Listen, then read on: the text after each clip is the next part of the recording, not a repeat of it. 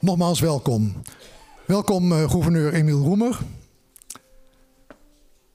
En welkom u allen. Mijn naam is Ed van der Vorst. En ik mag vandaag gastheer zijn op deze avond. Gastheer, moderator, hoe je dat maar wil noemen. We zijn te gast in een universiteit. Eigenlijk aan de vooravond van een afgelaste demonstratie over de bezuinigingen op het hoger onderwijs. Dus eigenlijk een hele bijzonder moment. Bezuinigingen, ja, die onder meer voor de Limburgse Universiteit, waar veel buitenlanders zitten, natuurlijk hard treffen.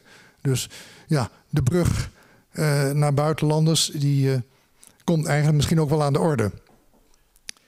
We hebben het vandaag over bruggen bouwen. Maar voordat ik het woord geef aan gouverneur Emiel Roemer, wil ik graag even het woord geven aan Chris Knoet. Chris Knoet is van de Tempeliers, waar ik ook lid van ben. En wij hebben een verzorgende rol. En hij vertelt in 2 minuten wat wij doen. Ik doe mijn best. U heeft misschien opgemerkt dat een aantal van de gastheren en gastvrouwen een ridderkruis dragen. Wij zijn als ridders met de vrijwilligers van de heiligdomsvaart bezig met het organiseren van de bruglezingen. En nou zijn de ridders, het moet even uitgelegd worden. In, ik denk, ja, de 11e eeuw zijn de ridders, de orde van de ridders, de orde van de tempel is opgericht. Met goedkeuring van het pauselijk gezag. En in 1200, 1300 hebben de ridders de kruisvaarders en de pelgrims naar Jeruzalem begeleid. Ze zorgden in die onveilige tijden voor wat veiligheid. En wat ook niet onbelangrijk was, zij hebben op een gegeven moment gezorgd dat de gelden die nodig waren van de ene plek naar de andere kwamen. Dat heeft ongeveer 2,5 eeuw geduurd. Er waren 9 kruistochten. En toen vond de koning van Frankrijk, Philips de Schone, die vond het welletjes. De macht was toch te veel op een plek terechtgekomen waar hij het niet thuis voelde zijn. En hij heeft toen een bloedig eind gemaakt aan de ridderorde. De ridders die hadden een eed afgelegd zoals monniken dat doen. Dus de ridders die overbleven, die zijn allemaal in ordes, in kloosters gegaan. Op het moment, daarmee was de ridderorde niet verdwenen. Op dit moment zijn er in Nederland 5 commanderijen. In 59 andere landen zijn ook ridders nog aanwezig. En wij vormen samen een internationale ridderorde op dit moment. Vroeger was de ridderorde militair. Maar sinds de scheiding van kerk en staat is het geweldsmonopolie bij de overheid terechtgekomen. En zoals u weet zijn de geldzaken bij banken terechtgekomen. Dan zult u vragen, ja, wat doen de ridders dan nu nog? Wij proberen de christelijke waarden terug te laten komen in een dialoog met andersdenkenden. En wij hebben, zeg maar, vanuit het verleden de zorg voor anderen in ons vaandel staan. Dat doen we individueel, maar we doen het ook gezamenlijk. En een van die gezamenlijke acties is het gastheerschap bij de bruglezingen. Volgens mij heb ik hiermee van alles uitgelegd. Mocht u nog vragen hebben, dan ben ik dadelijk bereid die te beantwoorden als ik het antwoord weet. En dan geef ik nu graag het woord aan de heer Roemer, onze gouverneur. Ja, inderdaad. Graag het woord aan u. Want we hebben elkaar op de vorige keer al ontmoet. En toen was er 1 ding wat mij heel erg bijgebleven is. Dat onderwerp, dat komt een andere keer. Kan maar. Er wordt hier veel gesproken over scheidslijnen. En u maakte er verbindingslijnen van. Dat is wat me bijgebleven is. En ik zag in de aankondiging ook vanavond dat weer als thema aan de orde komt. En een ander punt is, welke rol spelen waarden als democratie en wederzijds respect? Nou, hoe actueel kun je het op dit moment krijgen? Graag het woord aan u.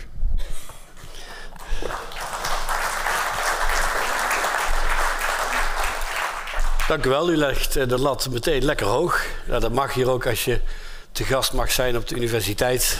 In het universiteitsgebouw, laat ik het zo zeggen. Ik vond het een hele eer om die uitnodiging te krijgen. Dat vooropgesteld. Maar ik zeg u ook bij, ik heb wel vanaf het moment dat ik de uitnodiging kreeg tot nu zitten worstelen. Wat moet je hier nou mee? Of ik graag een lezing wil houden over bruggen bouwen, maar dan in een regionaal, internationale context. En dan denk je van nou, dan begin je te schrijven, je begint na te denken. En vervolgens denk je, nou, ik heb wel een aardig verhaal. En dan kijk je vervolgens 's avonds naar het journaal. Nee. Die blaadjes die kunnen weer de prullenbak in. En ik heb eigenlijk tot de dag van vandaag zitten worstelen. Waar moet ik het nu echt over hebben? Ik denk dat ik inmiddels zo'n stapel papieren heb gehad. En ik heb er weer een boel. En ik kan u niet beloven dat ik ze allemaal ga voorlezen, ga behandelen. Want misschien is dat wel ook waar we als samenleving misschien wel het meeste mee bezig zijn. We zijn verschrikkelijk aan de ene kant aan het twijfelen. En aan de andere kant heb je heel snel een oordeel klaar. En zie dat nou maar eens allemaal bij elkaar te brengen. Hoe kun je in vredesnaam vandaag de dag bijna een bruggenbouwer zijn als de hele samenleving zo gepolariseerd is dat je bijna bang bent om een onderwerp aan te snijden, omdat je dan het risico loopt dat je bij het grof vuil gezet wordt of dat je opgehemeld wordt omdat je de enige bent die het snapt. En daartussenin zit niks. Ik heb een heleboel opgeschreven en ik kijk af en toe een keer naar mijn blaadje en dan denk ik, daar heb ik wat inspiratie uit gehaald, daar wil ik iets over zeggen. En ik hoop op het einde van mijn verhaal toch een aantal essentiële dingen gezegd of gevraagd te hebben. En ik hoop na afloop dat we er met elkaar nog over door kunnen praten en dat u er vragen over heeft of dat u zegt van nou daar heb ik toch de plank aardig misgeslagen, dan hoor ik dat ook graag. Dan heb ik weer een brug te slaan. Een van de dingen die ik aan het begin toch heb laten staan was, en ik citeer nu even, ik denk dat we niet op zoek moeten naar waar we in geloven, maar naar wie in ons wil geloven. En die vond ik heel mooi. En die kwam van Nick Cave. Dan zult u zeggen, wie is nou Nick Cave? Ik kan me er iets bij voorstellen. Nick Cave is een Australische rockster die het podium opduikt. Zijn hele leven heeft geleefd ongeveer zoals je dat bij veel popmensen ziet. Seks, drugs en rock'n'roll. Maar zijn leven veranderde eigenlijk ook toen hij 10 jaar geleden zijn zoon verloor. En dat bracht hem aan het twijfelen. En dat bracht hem in één keer aan het nadenken. En hij heeft een album geschreven, geproduceerd, gemaakt, gezongen met de titel Wild God. En eigenlijk, als je daar nou eens naar kijkt en luistert, voor het geval u daarvan zou houden en het kunt opbrengen om daarnaar te luisteren, dan is het eigenlijk een ode aan mensen en aan onze behoefte om gezien, gehoord en erkend te worden. En of je nou van die muziek houdt en of die van die stijl houdt of niet, ik vond die wel heel erg passend. Is dat niet iets wat wij eigenlijk allemaal willen? Gezien worden, gehoord worden, ertoe doen. En ik vond dat een hele mooie om die in ieder geval aan het begin van zo'n lezing, om die eens mee te geven. Want geloven in elkaar, in ons, ja, je kunt je afvragen, doen we dat nog? En als we dat doen, doen we dat voldoende? Willen we dat überhaupt? Als ik naar het journaal kijk, dan zijn er een heleboel die dat vergeten zijn. Want wat is dan dat ons? Is dat alleen je eigen bubbel? Of ga je zover dat het je eigen samenleving is? In je eigen bubbel is het heel makkelijk. Ons kent ons is heel makkelijk. Maar heb je ook oog en heb je ook oor voor degene die misschien net even wat anders is? Ik vond dat een hele mooie. En toen ben ik een beetje doorgegaan op die vraag, wat is dat dan, het geloven in ons, in samen? En toen moest ik denken ook aan deze tijd, waar we 80 jaar vrijheid vieren. Ja, wat vieren we dan? 80 jaar vrijheid, dat is In ieder geval dat we 80 jaar geleden bevrijd zijn van het nazisme. Maar wat is nou 80 jaar vrijheid? Wiens vrijheid? En hoe ver gaat jouw vrijheid en wanneer gaat dat ten koste van andermans vrijheid? Het is zo gemakkelijk gezegd, hè? Dat hoor ik in de Kamer, hoorde het overal. Je hebt toch een vrijheid van meningsuiting, je mag toch alles zeggen? Ja, je mag alles zeggen. Maar vraag je jezelf ook wel eens af of je alles wel moet zeggen. Ik heb 2 jaar geleden bij mijn nieuwjaarstoespraak het Limburgs kwartiertje geïntroduceerd. En dat was niet om een kwartier te laten komen. Maar toen had ik het over de social media. En hoe snel mensen meteen ergens op reageren. Heel vaak zonder dat ze de context weten of ze zich in verdiept hebben. Ik zei, begin nou eens met het Limburgs kwartiertje. Denk nou eens eerst een kwartier na of je daadwerkelijk op zend moet drukken als je wat getypt hebt voor de social media. En ik moest dan in die voorbereiding ook denken aan een toespraak van 10 jaar geleden. Toen het 70 jaar vrijheid gevierd werd en ik in de Nieuwe Kerk in Amsterdam op 4 mei aanwezig mocht zijn. En mocht luisteren naar de toespraak van Jan Terlouw. En ook hij begon daarover. En ik vond het wel heel erg mooi. Hij zei toen bij het 70-jarig herdenken van de vrijheid, en ik citeer ook weer even, dat hij zich niet zo druk maakte over vrijheid of gelijkheid, maar veel meer over broederschap. En ik weet nog dat ik daar enorm van onder de indruk was dat hij dat zo zei. Want iedereen heeft het over vrijheid en vrijheid en vrijheid. En ik ben vrij en ik mag dit en ik mag dat. Hij had het over broederschap. Dat touwtje door de brievenbus gevoel waar hij het over had. Broederschap, zo zei hij, jegens een groeiende ongelijkheid in de wereld. Zijn we daar nog mee bezig? Of broederschap jegens toekomstige generaties. Wat voor een wereld laten wij voor hen achter? Zijn we daar nog voldoende mee bezig? Ja, dan denk ik, dat sprak hij nou 10 jaar geleden uit. Ik heb hem recent nog gesproken. Als hij vandaag die lezing nog een keer zou moeten doen, hoe zou die dan nu 10 jaar later reageren? Ik ben bang dat hij zich misschien nog wel iets meer zorgen maakt.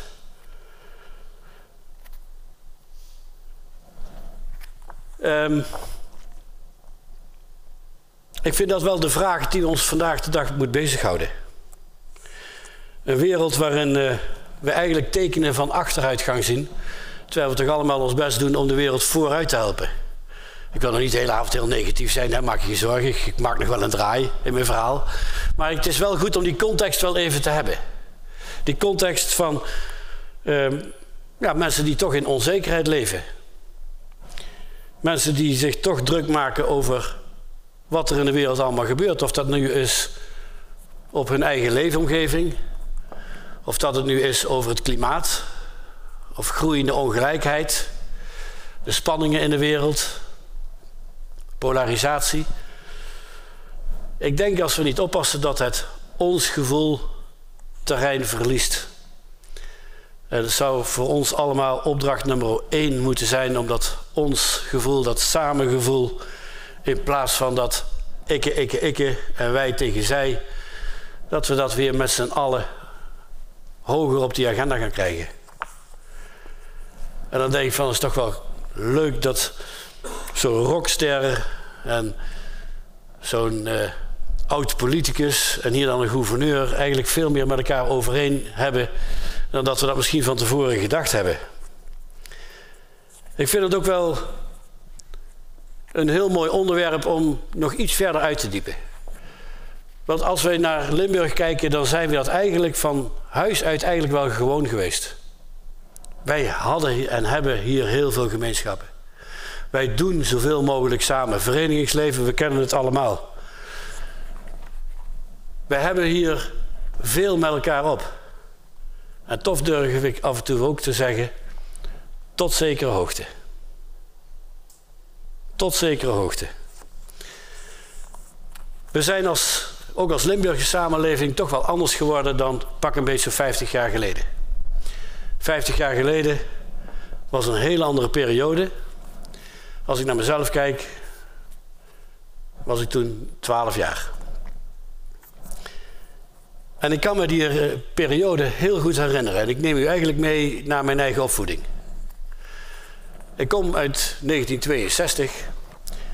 En dat betekent dat ik eigenlijk als puber de ontzuiling heb meegemaakt. En hoe kan ik dat beter verwoorden dan hoe dat bij ons thuis gegaan is? Ik kom uit een gezin met 5 kinderen en een pleegzus. Mijn ouders waren zeer streng katholiek opgevoed. In het Rotterdamse. En die hadden heel veel waarden, normen en rituelen meegekregen waar ze ongelooflijk veel waarde aan hechten. Ik was de 4e van de 5, 3 oudere broers, een jongere zus. En het was wel die periode dat eigenlijk in al die huiskamers of al die keukentafels alles ter discussie werd gesteld. Mijn oudste broer, die wilde geschiedenis gaan studeren. Fantastisch, zeiden mijn ouders. Heel erg mooi. Ja, dat ga ik in Amsterdam doen. Dat dacht ik niet. We hebben in Nijmegen een hele goede katholieke universiteit. Je gaat weer mooi naar Nijmegen. Het werd een grote strijd. En mijn broer ging naar Amsterdam. We kregen steeds meer discussies. Ik zal er een paar noemen die velen wellicht herkennen.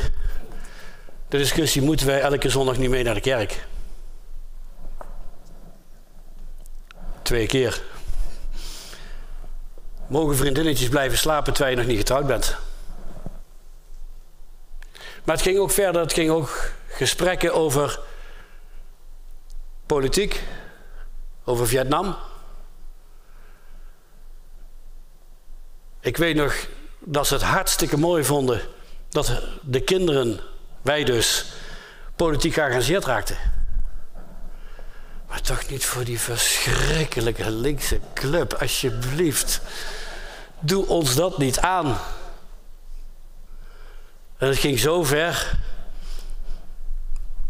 dat zelfs voor verkiezingen er uiteindelijk 2 posters voor de raam hingen. Ik vond dat natuurlijk een geweldige overwinning, dat snapt u wel. Maar later, het komt altijd als je ouder wordt, hè. Later dacht ik van, mijn hemel, wat hebben wij onze ouders aangedaan in die tijd? Wat hebben zij voor een draai moeten maken op dingen die voor hen zo fundamenteel belangrijk waren. En wat ze zo dolgraag hadden willen doorgeven aan hun kinderen. Zoals mijn opa en oma's dat aan mijn vader en moeder hebben doorgegeven. En in no time, het ging maar over een paar jaar, ging die hele discussie door de hele samenleving heen.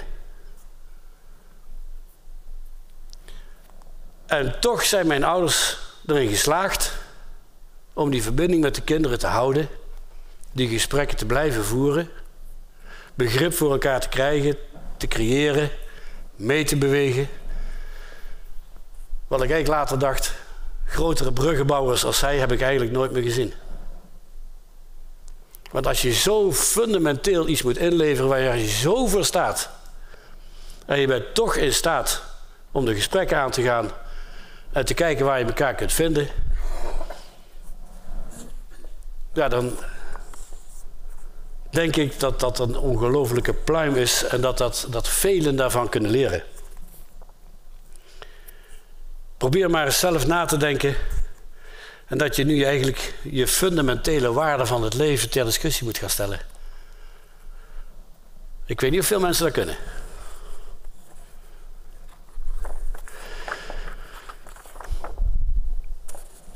Als je nou vandaag de dag namelijk kijkt, en laat ik dat bruggetje maar eens maken. Dan moet je kijken hoe families en gezinnen uit elkaar gespat zijn. Alleen al in de discussie rondom de vaccinatie in de coronatijd. Dat zijn nog niet eens de fundamentele waarden waar mijn ouders het over hadden. Maar hele gezinnen zijn uit elkaar gereten daarover. De ene die volgde maar het groot kapitaal en de ander was een wappie. Er zat niks tussen. Ik zag laatst een van de vele interviewtjes over de Amerikaanse verkiezingen. En ik hoorde een moeder zeggen van ja, we hebben het bij ons in het gezin overal over. Maar niet over politiek, want dan hebben we gelijk ruzie in huis. Ik dacht, zou je nou horen wat je zegt? In je eigen familie niet over hebben, want we hebben ruzie. Omdat je het met elkaar oneens bent. En dat terwijl de geschiedenis eigenlijk leert dat samen nou juist leidt tot gemeenschappen. Eigenlijk hoef ik dat hier natuurlijk helemaal niet uit te leggen. Maar het was het wel. En ik wil toch een paar voorbeelden noemen, onder andere uit de Tweede Wereldoorlog en ook uit de regio.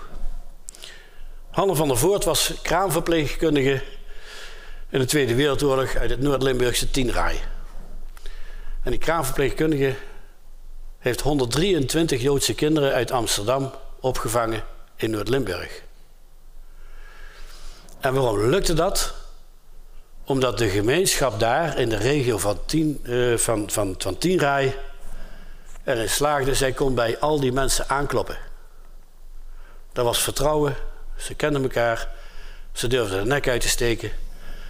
En zo heeft zij 123 kinderen uit handen van de Duitsers weten te houden. Dankzij die gemeenschap die ze samen hebben opgebouwd.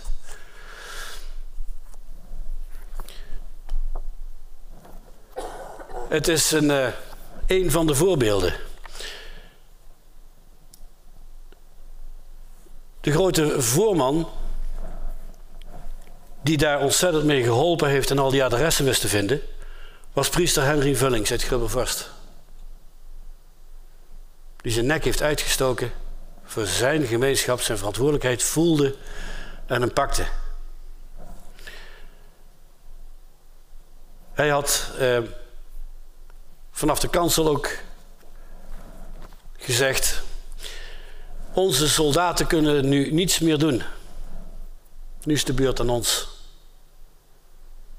En zeggen is 1, maar het doen is 2. Helaas heeft hij de oorlog niet overleefd. Hetzelfde geldt ook voor een gesloten groep mensen, gereformeerden uit Zuid-Limburg.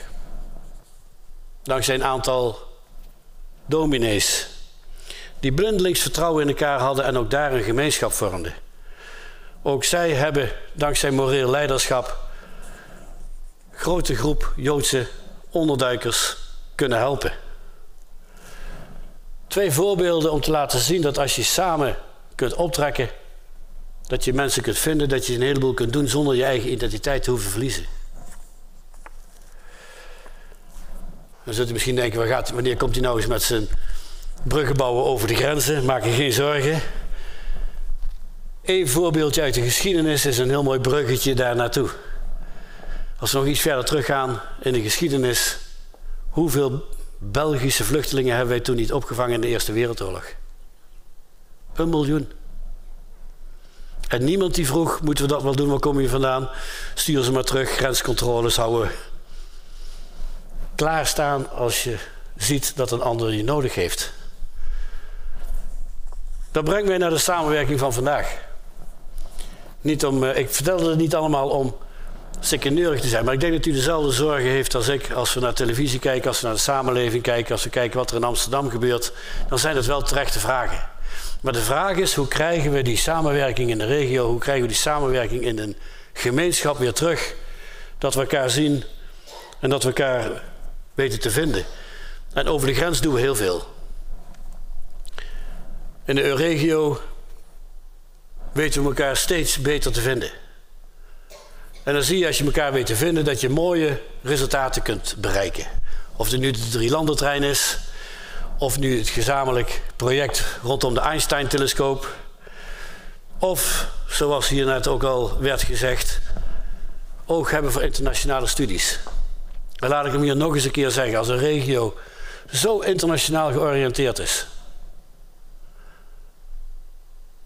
dan haal je dat toch niet weg uit een samenleving. Ik geef het maar even mee. Alleen degenen die moeten horen, die zijn er niet. En degene die er wel is, die weet het al.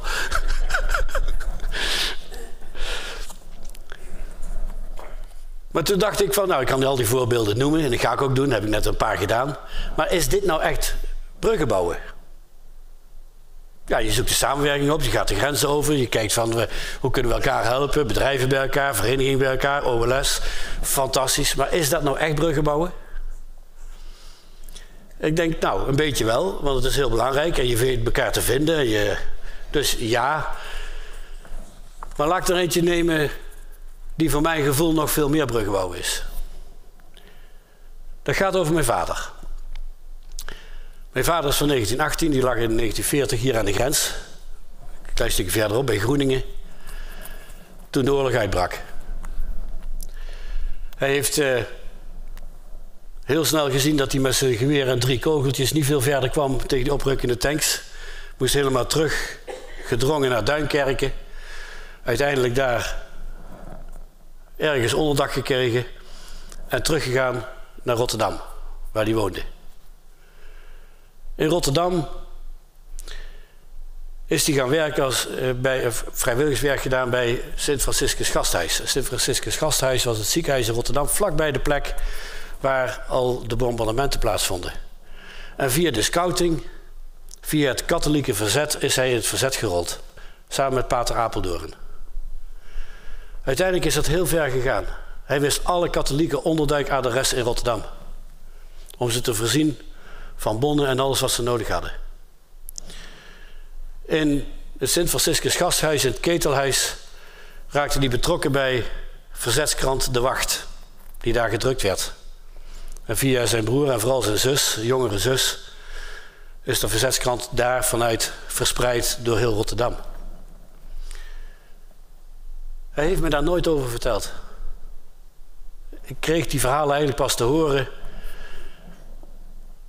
toen hij al was overleden. Maar in oktober 1944 is zijn club verraden, zijn ze opgepakt. Hij is behoorlijk gefolterd en ter dood veroordeeld. En de avond voor zijn executie door het Rotterdamse verzet bevrijd.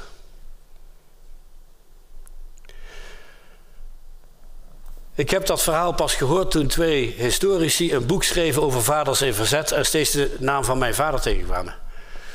Ze zei van, oh, ik heb hier een foto, herken je die? Ik denk, die foto hebben wij ook.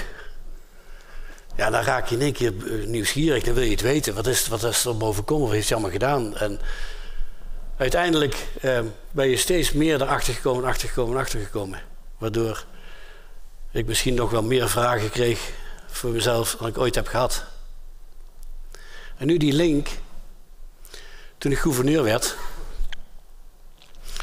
kreeg ik op een gegeven moment de vraag of ik het educatief centrum op de Duitse begraafplaats in IJsselstein wilde openen. Toen werd ik even stil. Toen dacht ik, wat zou mijn vader daar nou van vinden? Opgepakt, gefolterd, behoorlijk gefolterd, ter dood veroordeeld. Wij zijn, terwijl we daar redelijk in de buurt woonden, een kwartiertje afstand, wij zijn er nooit geweest. Geen haar aan mijn hoofd bij mijn vader. En nu kreeg ik die vraag om dat te gaan doen. Dus ik vertelde heel eerlijk, ik worstel er even mee. Ik weet het eigenlijk niet. Toen kreeg ik het advies. Weet je, zullen we eens even een keer van tevoren gaan kijken. En dan laat je gewoon eens even bijpraten wat het nou precies is. Wat ze met het educatief centrum aan het doen zijn. En wat je dus daar eventueel gaat openen. Ik zei, nou, dat vind ik een heel goed idee. Maak maar een afspraak, dan ga ik naar IJsselstein en dan ga ik daar voor het eerst in mijn leven daar eens kijken. Een paar dagen later, Emiel, komende vrijdag zijn we uitgenodigd in IJsselstein. Ik zei, zeg maar dat het niet waar is. Ja, hoezo? Vrijdag is de verjaardag van mijn vader.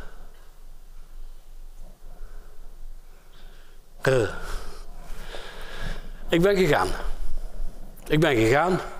Ik heb een rondleiding gekregen. Ik heb een Ik heb het educatief centrum een paar weken later geopend. En komende zondag geef ik daar een toespraak bij Volkstrauerstaak. Omdat ik dat verleden het verleden moet laten. En weten dat wij nu met deze generaties hetzelfde moeten doen om juist te voorkomen dat het ooit nog een keer gebeurt. Ik geef er maar als voorbeeld. Nou voel ik mij een bruggenbouwer. Misschien wel het meest naar mezelf. Maar het is wel iets wat je een ander wenst. Om dat ook een keer mee te maken, erover na te denken.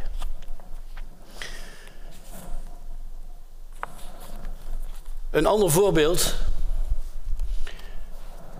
waar we volgens mij vandaag de dag enorm tegen oplopen, is: pakken we nog wel de rust om elkaar te begrijpen? Er zijn zoveel conflicten en mensen hebben meteen een oordeel klaar zonder dat ze überhaupt weten waar het over gaat. En toen ik in de Kamer zat, toen heb ik me heel vaak afgevraagd van: we komen zoveel onderwerpen voorbij, weet ik er wel überhaupt wel genoeg van om een mening erover te hebben, te mogen hebben? En vandaar dat ik ook altijd gedacht heb, ik moet zoveel mogelijk buiten zijn. Ik wil het zien, ik wil het horen, ik wil met mensen spreken. Dan krijg ik het gevoel dat ik weet waar ik het over heb. En iedere zomer heb ik een buitenlandsreis gedaan zelf, naar onderwerpen die in de Tweede Kamer regelmatig aan bod kwamen. En ik wil er eentje uitpakken, omdat die vandaag de dag zo actueel is. De vluchtelingenstroom. En ik weet dat toen de discussie was, dat iedereen dat ook heel snel nariep. Zo gaat dat dan vaak. Er moeten minder mensen komen, dus we moeten de mensen gewoon opvangen in de regio. En ik dacht, ja, daar zit wel een kern van waarheid in. Als je tijdelijk weg moet, omdat het even onveilig is, dan ben je daarna ook hard nodig om je land weer op te bouwen. En waarom zou je de andere kant van de wereld opzoeken, terwijl je misschien daar in je roots liggen? Dus ik kon me er wel iets bij voorstellen. En toch dacht ik, maar hoe doen we dat dan? Toen ben ik naar Kenia gegaan. Aan de grens tussen Kenia en Somalië ligt Dadaab. Dadaab is een heel groot vluchtelingenkamp waar mensen uit Somalië worden opgevangen.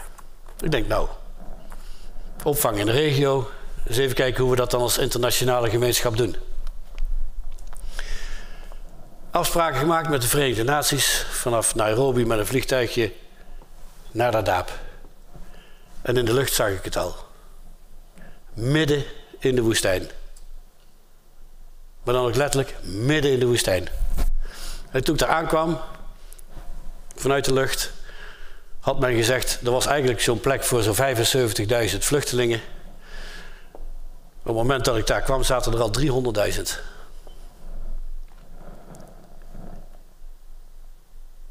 Ja, je ziet het al. Palen, wat plastic erop. That's it. En toen ik daar dat kamp in kwam, dan zag ik wel onder een boom een aantal kinderen zitten die kregen een beetje les. Er waren een aantal tenten van de Verenigde Naties waar ook een rood kruis op stond. En dat was ook een tent waar nieuwe vluchtelingen zich moesten registreren. Als ze zich niet registreren, dan waren ze in ieder geval verzekerd van eten en eventueel eerste medische zorg wat nodig was. Dus ik ging daar ook naar binnen. En ik ging bij zo'n Duitse man die namens de Verenigde Naties daar zat om mensen te registreren.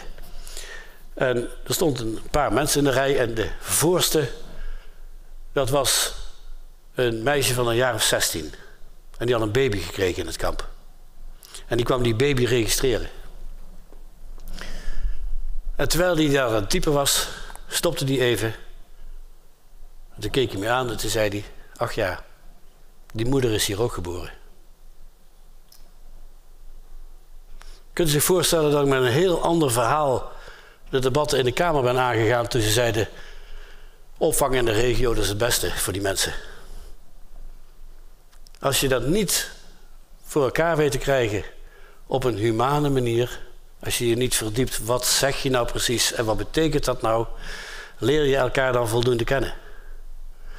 En vind je het dan gek dat als ze daar een keer uit die woestijn komen, dat ze denken, ik ga de andere kant van de wereld opzoeken.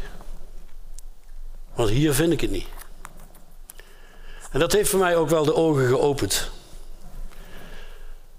Om wat meer tijd te nemen om elkaar te leren kennen.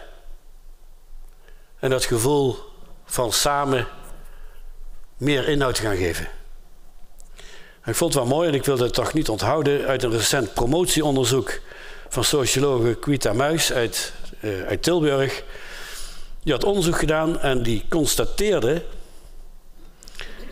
dat de meningsverschillen over zaken als sociale stabiliteit, economie, abortus, homoseksualiteit, immigratie sinds 1981 niet verder uit elkaar is gelopen.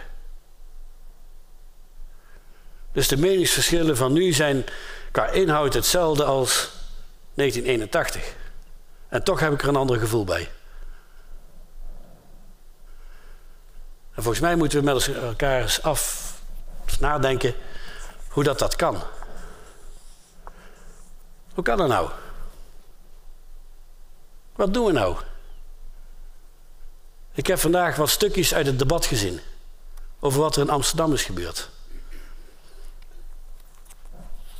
En omdat ik die conclusie van die socioloog in mijn hoofd had, heb ik eens gekeken van waar zitten nou de meningsverschillen tussen iedereen die aan het woord komt. Die waren er helemaal niet. Op heel veel terreinen waren ze er niet. Ze hebben allemaal het geweld afgezworen. Ze hebben allemaal gezegd dat we hard moeten optreden tegen antisemitisme. Ze hebben allemaal gezegd dat de politie versterking nodig heeft om de daders op te kunnen pakken. En ik hoorde geen verschil tussen de ene kant en de andere kant. En toch was er een ongelofelijke spanning op dat debat. Ik heb het antwoord niet. Nog niet, misschien. Maar ik vond het wel een hele opmerkelijke dat we in staat zijn in taal, in toon, in reactie, in gezichtsuitdrukkingen, om met name op zoek te gaan naar wat ons mogelijk zou verschillen in plaats van wat ons zou binden. En volgens mij hebben wij een hele grote opdracht om juist die verbroedering en die broederlijkheid weer met elkaar te gaan zoeken. En elkaar erop aan te spreken. Altijd gevaarlijk om dat te zeggen met zoveel deskundigen in huis. Maar in de Fratelli Tutti van de paus, ja, ik heb daar stukjes van gelezen zeker, maar een hele belangrijke die ik vaak hoor terugkomen is wel dat broederlijkheid en sociale vriendschap onafscheidelijk en onmisbare polen in elke samenleving horen te zijn. Hoe gelijk kun je hebben? Want als je dat gaat scheiden, leidt dat tot een schadelijke vervorming en polarisatie. En volgens mij is dat wat wij vandaag de dag veel te veel zien. Dames en heren, ik kan nog heel lang doorgaan. Maar volgens mij weten we elkaar vandaag de dag alleen maar te vinden als we in dezelfde bubbel zitten. Dan hebben we een heel makkelijk begrip voor elkaar. Dan weten we elkaar makkelijk te vinden. Dan treffen we elkaar. In de jaren 50, 60, 70, 80 troffen we elkaar vaak via zuilen. Maar dan trof je wel iedereen. En was je veel meer samen met elkaar bezig en voelde je samen verantwoordelijk om de gemeenschap op te bouwen. En ik denk wat wij nodig hebben, en zie het maar als een soort democratisering van de samenleving, dat wij iedereen meer moeten gaan betrekken als het gaat om een eigen leefomgeving. Of het nou werk is, of sport, of wonen. Oog hebben voor elkaar en elkaar daarbij betrekken is een eerste stap om elkaar te leren kennen en begrip voor elkaar te krijgen. Ik denk, en dan ga ik naar een afronding en dan ben ik heel erg benieuwd wat u ervan vond. Maar ik denk dat het inderdaad niet uitmaakt waarin we geloven, als we maar in ons geloven. En blijven geloven in het goede, zeggen we dan hier. Dank u wel.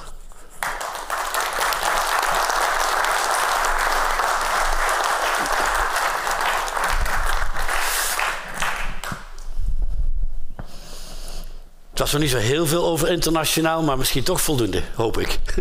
Ik denk absoluut. Het was ook even stil. U heeft een hoop onderwerpen aangeroerd waar we best even over kunnen denken. En ook over kunnen spreken, denk ik. We hebben een microfoon, dus als u in de zaal een vraag heeft, de discussie wil voortzetten, dat was de bedoeling voor vanavond ook.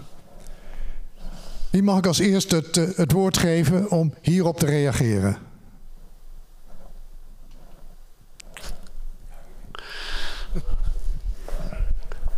Dank u wel, Theo. We hadden afgesproken dat als niemand wat zegt, dan steken we een hand op. En dan is dat... op de eerste plaats complimenten, meneer de gouverneur, voor de mooie bijdrage. Ik ga toch even proberen nog iets naar die grenzen toe te gaan. Aan de andere kant van de grens. Omdat u terecht zegt van, hebben we nog wel zin om elkaar te leren kennen? En het gekke is dat als grenzen eigenlijk vervagen, zoals ze de laatste jaren wat vervaagd zijn, en we alles kunnen aan de andere kant van de grens, kennen we steeds minder mensen aan de andere kant van de grens. Dus we werken bestuurlijk goed samen, we werken het onderwijs goed samen, de instellingen werken samen, de politie kan de grens over, de brandweer kan de grens over enzovoort. En het gekke is, we kennen steeds minder mensen in Luik, in Aken, in Hasselt. Hoe verklaart u dat? Hoe verklaar ik dat? Dat was met een lastige vraag.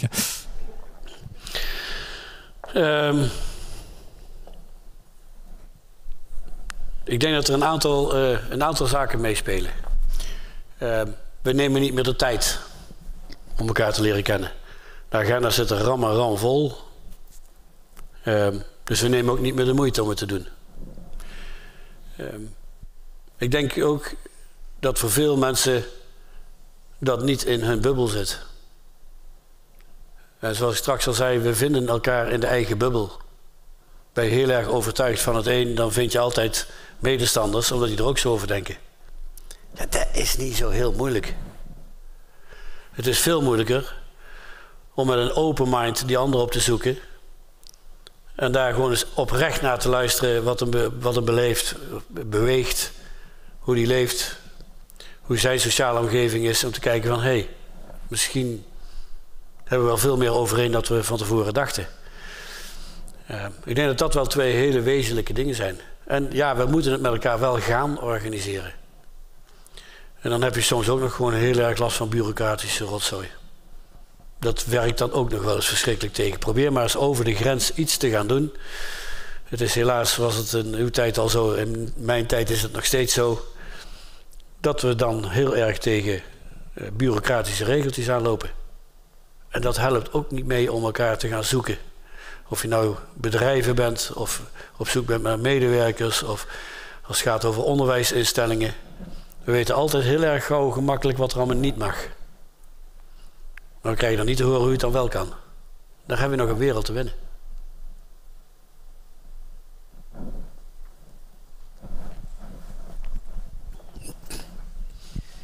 Dan heb ik toch een voorbeeld van iets wat heel goed werkt.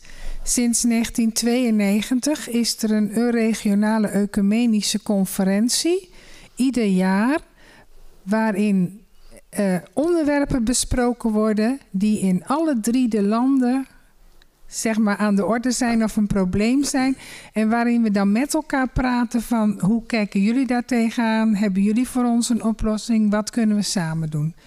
En ja, dat loopt nog steeds heel goed. Ja, zeker. Ik hoop niet dat ik de indruk heb gewekt dat hier een pessimist staat of iemand die het allemaal niet meer ziet zitten. Integendeel, ik ben een enorme optimist. En ik weet ook dat onze samenleving ook de kracht heeft om dat te doen. Ik zie gelukkig, en zeker in het Limburgse, ongelooflijk veel mooie voorbeelden van mensen die opstaan en iets voor hun regio, hun straat, hun buurt over hebben. Of het nu is om gezamenlijk te gaan koken. Of het nu is om gezamenlijk bij elkaar op bezoek te gaan omdat ze zien dat iemand vereenzaamt. Ongeacht wie het is. Ik denk dat wij in onze handjes mogen klappen wat wij hier in Limburg in ons DNA hebben zitten. Ik ben daar in ieder geval ongelooflijk trots op. Ik ken ook andere delen van het land en ik weet zeker, en ik heb dat dit jaar ook in mijn nieuwjaarstoespraak gezegd afgelopen jaar. En dat is geen grap. Nederland kan echt wel wat meer Limburg gebruiken. Want het zit in ons DNA om elkaar op te zoeken en om gemeenschappen te maken. Alleen we moeten er wel voor waken dat we dat niet heel langzaam af laten glijden. Zoals wij ook elk jaar opnieuw rond 4 en 5 mei zeggen, opdat wij onze vrijheid waard blijven, vertellen wij de verhalen door. Doen we dat niet, dan vergeten we het allemaal waarom al die mensen hun leven hebben gegeven voor onze vrijheid. Hetzelfde geldt ook om dat cement van die samenleving in stand te houden in het Limburgse. Ja, dat moeten we blijven zeggen en vooral blijven doen. Dus ik ben heel blij met uw voorbeeld, die ik van harte onderschrijf. Ja, je moet er energie in blijven steken. Absoluut, absoluut, dat is het.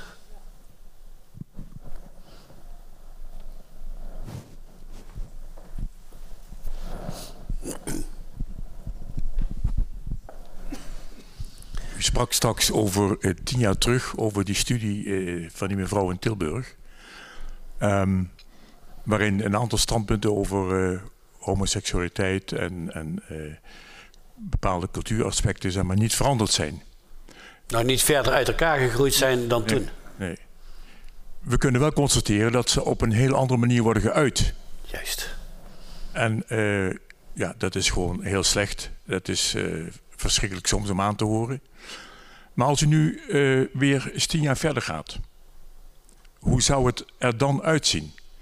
En wat zijn de mogelijkheden van een overheid of van een provincie of een gouverneur persoonlijk om op enig moment in die wereld van steeds toenemende agressiviteit in de woorden, om daar een interventie te maken, met name structureel? Is het überhaupt mogelijk om interventies te maken en daar een ommekeer te krijgen? Ik kreeg pas met de laatste verkiezingen in Polen, was daar de PiS aan de macht. En ik was hartstikke blij dat onze oud-president van Europa, dus dat hij daar won. En dat gaf mij weer even moed van, hé, het kan toch. Er kunnen dus omkeren zijn. Zeker. Maar ik denk op dit vlak, met de digitale communicatie en alles wat er omheen zit, ik heb er geen antwoord op, want ik vind het heel moeilijk. Maar ik denk toch dat de overheid daar uiteindelijk ja, toch een stap in zou moeten zetten. En als je de discussie hoort in de Kamer, ja, dan word je daar niet vrolijk van. De Eerste Kamer doet dat volgens mij. Ook pas sinds deze periode. Het is een hele terechte vraag. En wat kan een overheid? Dat is maar gedeeltelijk wat. Echte veranderingen die blijven komen. Een samenleving verandert altijd. En het verandert eigenlijk door druk van onderop. Op het moment dat de samenleving in meerderheid zegt van wacht even, wat er nu gebeurt, dat gaat ons te ver, dat moeten we met elkaar niet willen. Dan krijg je een beweging tot stand. Dan krijg je iets in beweging. En kan een overheid daarbij helpen? Ja, daar kan die zeker bij helpen. Ik loop nu het risico dat ik een beetje politiek geworden. Ik zal proberen dat niet te doen, want dat past niet in mijn rol. Maar heel veel mensen hebben de afgelopen 20, 30 jaar het gevoel gehad dat de overheid tekort is geschoten. En dat de onzekerheid in de samenleving op vele terreinen alleen maar is toegenomen. Ja, dan is het niet gek dat mensen hun vertrouwen verliezen. Bij de kroning van koningin Beatrix riepen ze al geen woning, geen kroning. Hoeveel beter is het vandaag de dag? En laat ik meteen zeggen, ik ben mede schuldig, want ik heb daar ook gezeten. Dus ik kijk ook naar mezelf. Maar ik denk dat op veel terreinen, en ook door de enorme snelle verandering van de samenleving, de hele digitalisering, dat gaat zo snel dat heel veel mensen daar onzeker door worden. En als mensen onzeker worden en geen verbetering of geen verandering zien, en het gaat allemaal zo snel dat je het bijna niet kunt volgen of vol kunt houden, ja, dan gaan mensen op zoek naar ja, de laatste tijd degene die het hardste schreeuwt en roept dat hij het anders gaat doen. Totdat ze tot de conclusie komen dat het toch misschien wat ingewikkelder is dan dat ze van tevoren gezegd hebben. Zeg ik dan maar even heel voorzichtig. En uiteindelijk denk ik ook dat wat de samenleving kan doen en wat de overheid kan doen, is in ieder geval aantonen hoe het wel kan. Dat wij er hier over spreken, dat vind ik buitengewoon goed. Daarom hoefde ik geen seconde na te denken op de vraag of ik er een steentje aan bij zou willen dragen. Maar überhaupt dat het thema bruggen bouwen gekozen is natuurlijk een schot in de roos. Dat is gewoon de kern waar we naar op zoek zijn. Naar bruggenbouwers in de samenleving die elkaar weer tot elkaar brengt in plaats van alleen maar uit elkaar drijft. Dus kan een overheid dat alleen? Nee, absoluut niet. Die kan voorwaarden scheppen, maar de samenleving zal het moeten doen. Zoals een samenleving in tijden van crisis opstond en eensgezind, of redelijk eensgezind, ergens achter ging staan. Toen corona begon, stonden we eensgezind achter de verpleegkundigen. We stonden allemaal buiten te applaudisseren. Dat zijn momenten dat je elkaar weet te vinden. En de kunst is om die momenten vast te houden en uit te bouwen.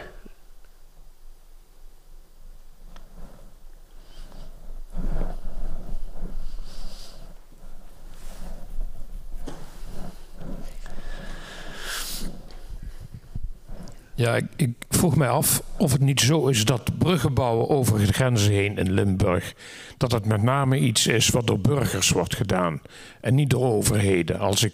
Ik ben geboren in Noord-Limburg. Wij gingen met de fiets naar Kevelaar, verplicht hoor overigens, over de brug en wel. Dat was nog een hele fietstocht.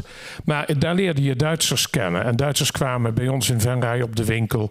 Die kwamen in Venray dingen halen die daar goedkoper waren. Wij gingen in Duitsland van die pelikaanpennen kopen, want die waren daar goedkoper. Nu gaan Maastrichtenaren in België tanken of zondags vlaai kopen, omdat daar de winkels wel open zijn. Dus wij hebben als mensen uit de grensregio veel minder last van grenzen dan mensen die in Amsterdam wonen. Die denken dat grenzen iets verschrikkelijks zijn, terwijl wij hebben geleerd om ermee te leven en er ons voordeel mee te doen in wezen. Zeker. En dat mis ik in de politiek, dat die boodschap wordt uitgedragen.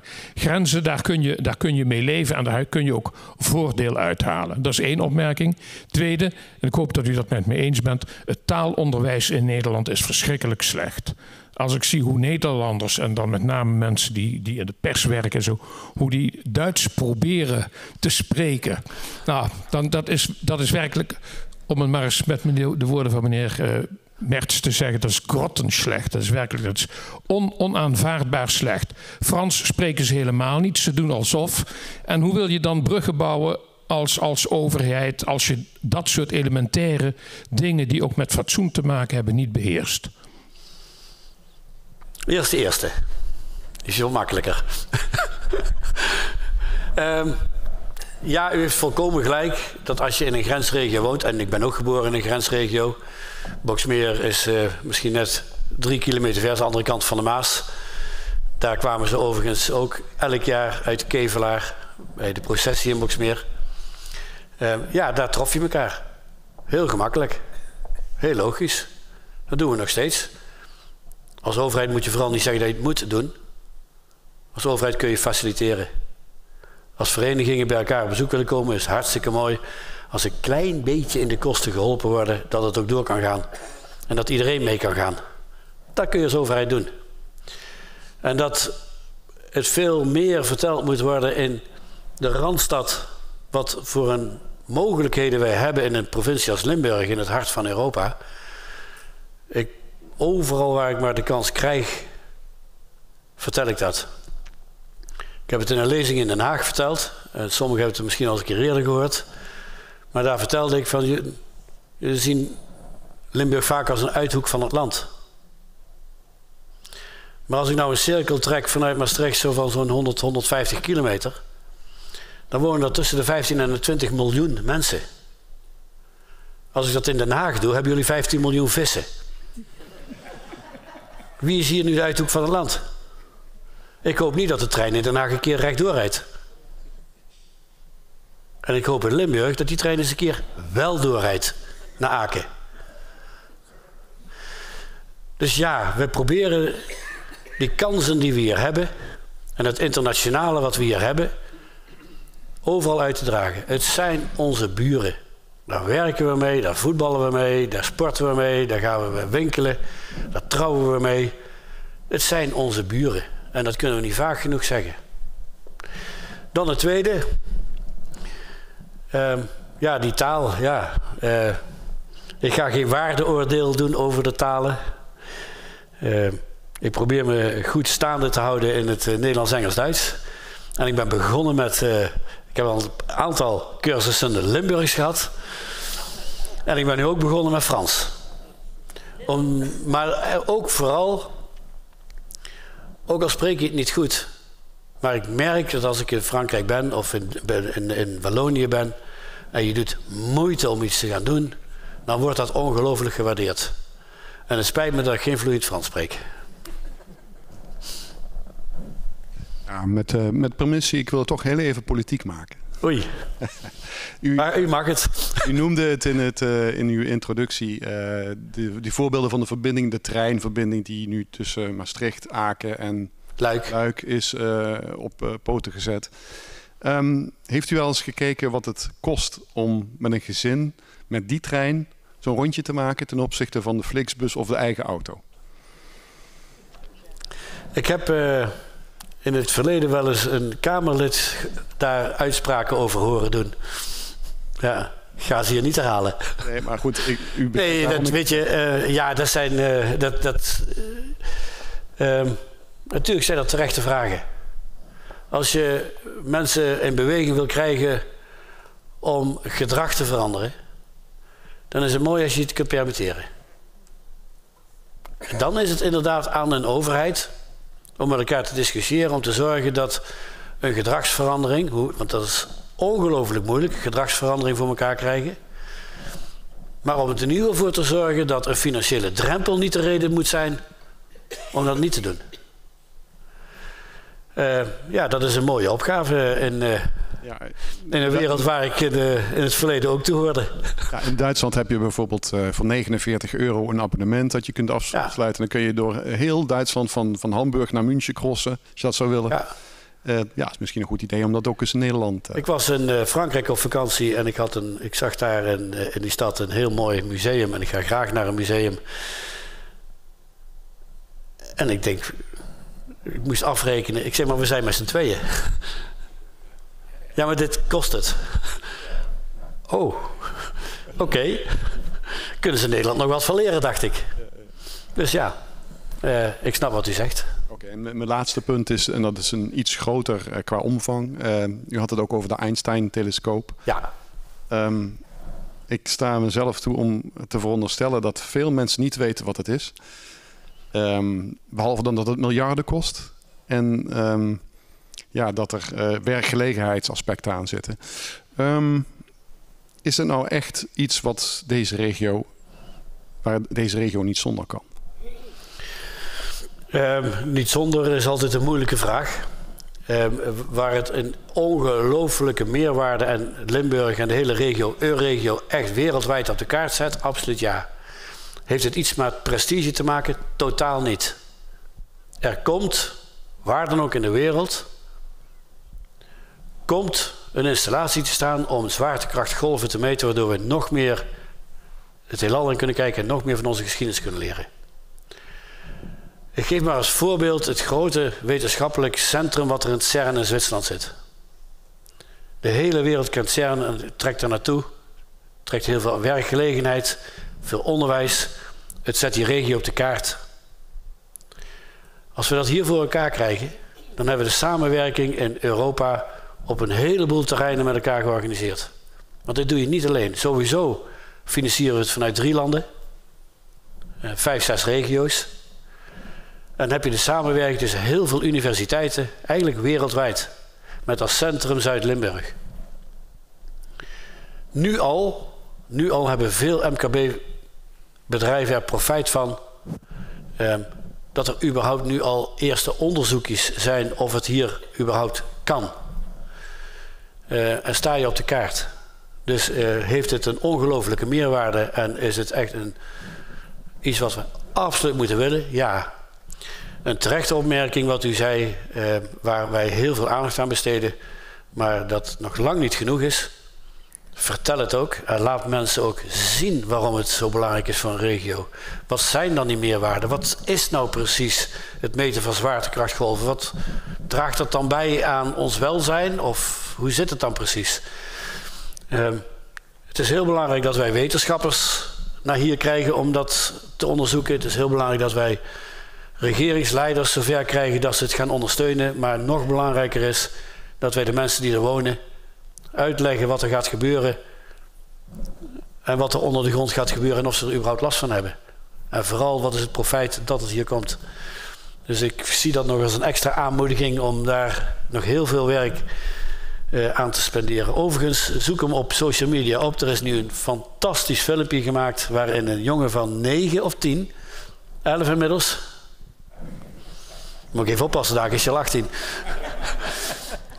Het fantastisch uitlegt wat een Einstein-telescoop is.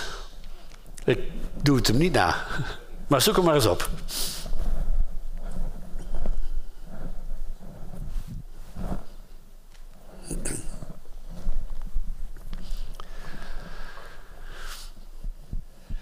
Gouverneur, dank u wel voor uw bijdrage. Ik zou nog even graag terug willen komen op een aantal punten die u vernoemde. U heeft het een aantal kenmerken ook van polarisatie te berden gebracht.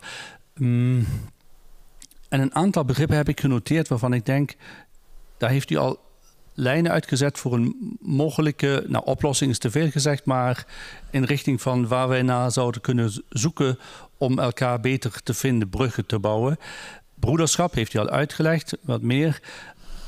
Vervolgens noemde u ook nog 1 keer moreel leiderschap en de rust om elkaar te begrijpen.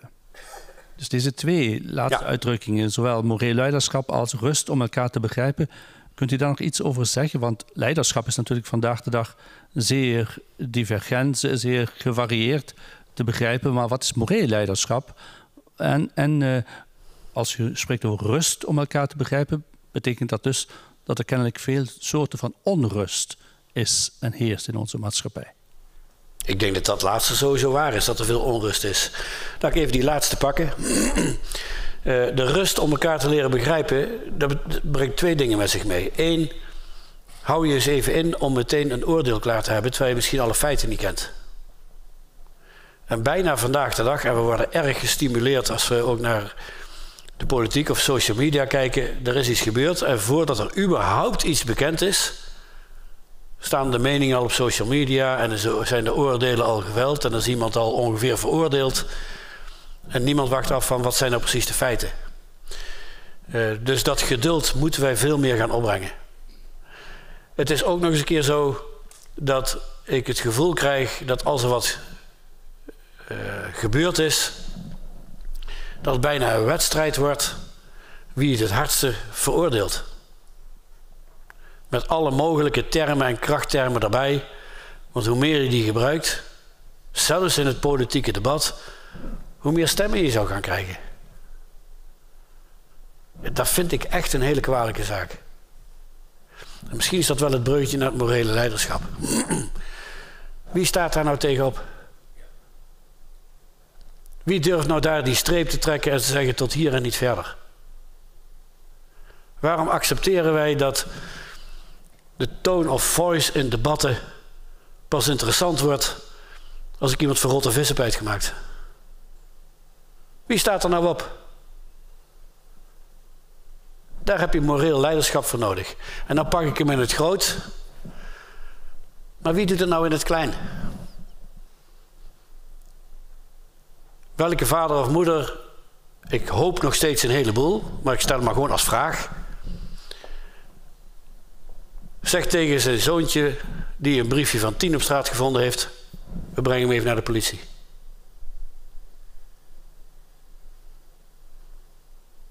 Ik weet niet hoe u al ooit bent opgevoed, maar geen haar op mijn hoofd, dat mijn ouders zeiden stop hem maar in je zak.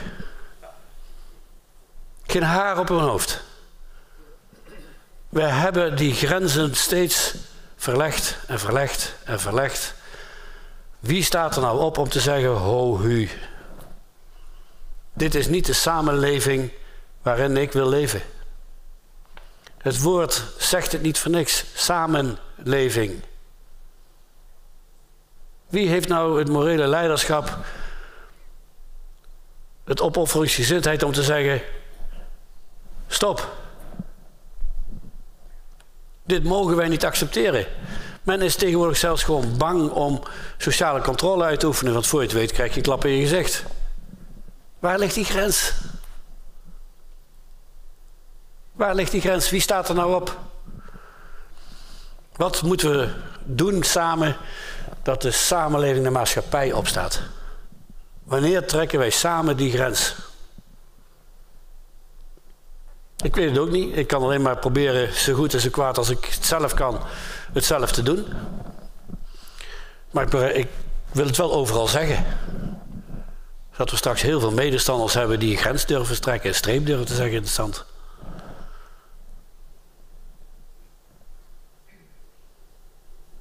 Ik hoop dat ik uw vraag een beetje beantwoord heb.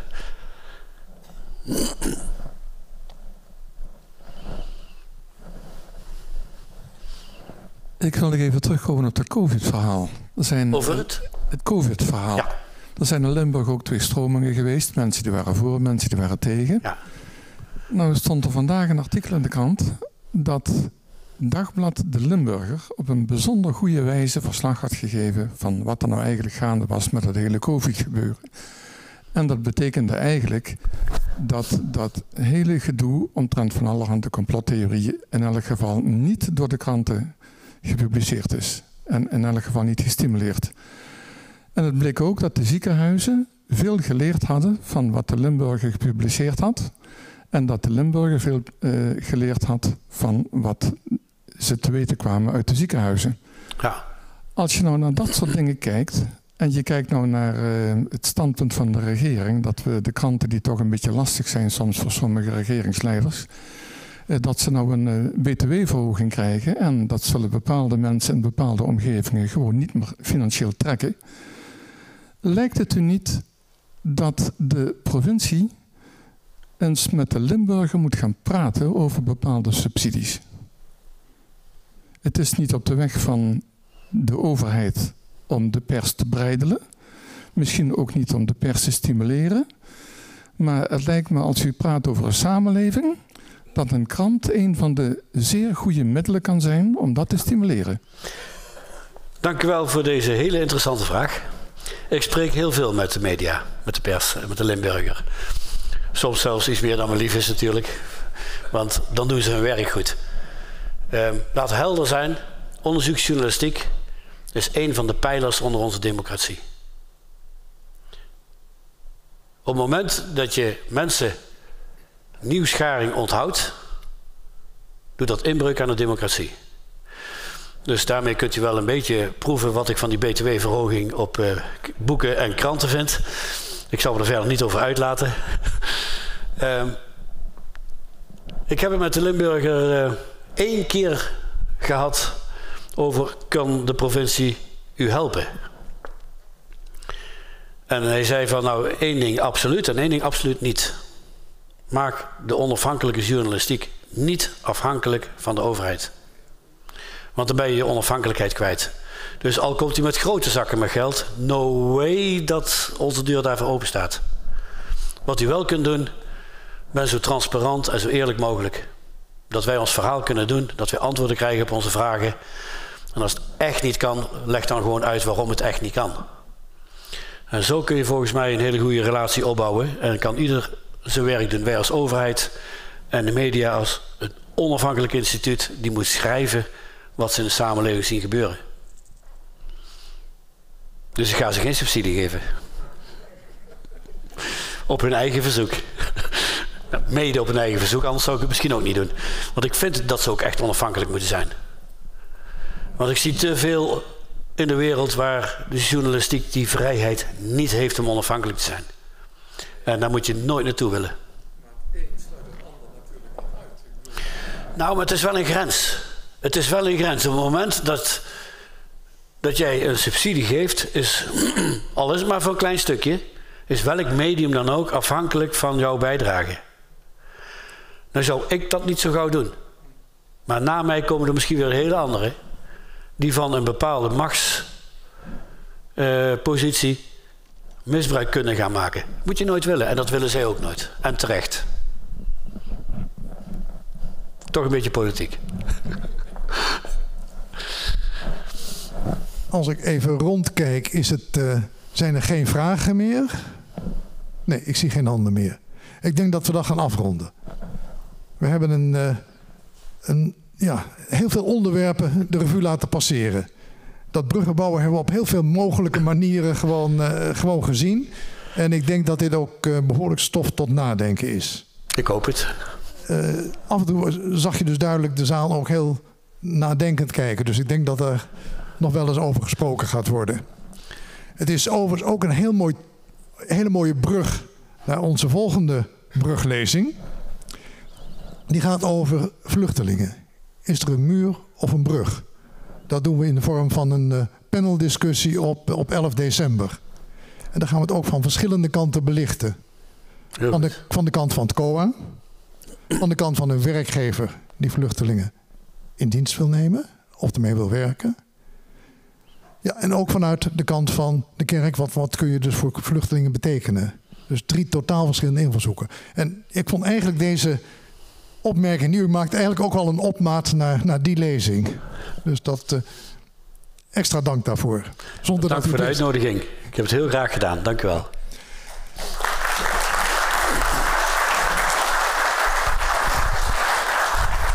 Nog een hele kleine brug naar wat historie.